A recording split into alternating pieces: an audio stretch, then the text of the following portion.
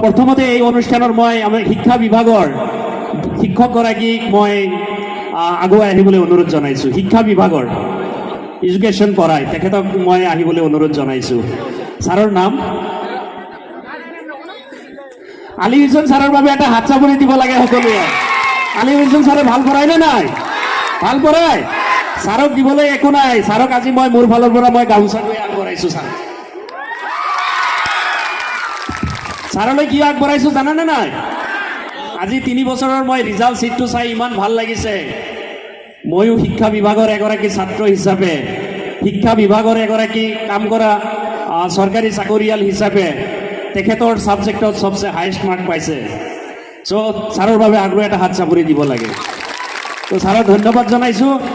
এই প্ৰচেষ্টা আগবঢ়াই যাওক, নিজৰ জীৱন গঢ়াত তেখেতৰ যি প্ৰচেষ্টা আগবঢ়াই যাওক, আৰু শিক্ষা বিভাগক আমাৰ এই অঞ্চলৰ পৰা কিছুমান ভোটা তৰা সৰ্দিক ছাত্ৰ যাতে ইয়াৰ পৰা ওলাই দিব পাৰে, যিসকলে CUETৰ জৰিয়তে ভাৰতবৰ্ষৰ যিখিনি আগশাৰীৰ শিক্ষা অনুষ্ঠান আছে, Aligarh Muslim university, Delhi university, Jamia Millia university, তেনেকুৱা ধৰণৰ বিভিন্ন যিখিনি জনাজাত বিশ্ববিখ্যাত বিশ্ববিদ্যালয়ত যাতে আমাৰ ছাত্ৰই পঢ়িব পাৰে, এই প্ৰচেষ্টাত ছাৰৰ চিন্তাৰে আগবাঢ়ি যাব।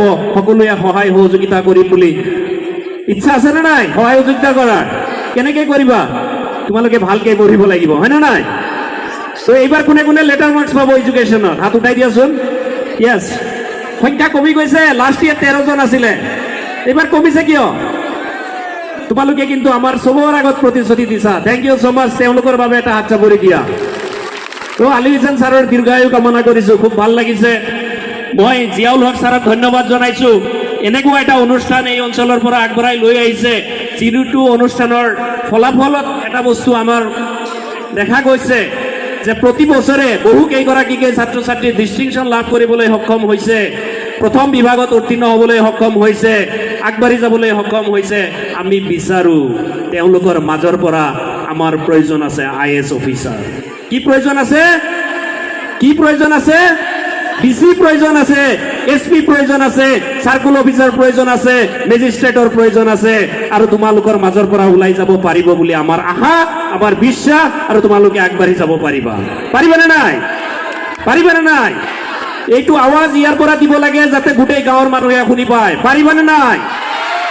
কাৰণ এই ঠাই শ্বহীদ উমৰ আলী ঠাই, এই ঠাই শ্বহীদ জহুৰ আলী ঠাই, যিসকলে এই মধ্যম আন্দোলনৰ কাৰণে নিজৰ জীৱন শ্বহীদ কৰি দিছিল। তোমালোকে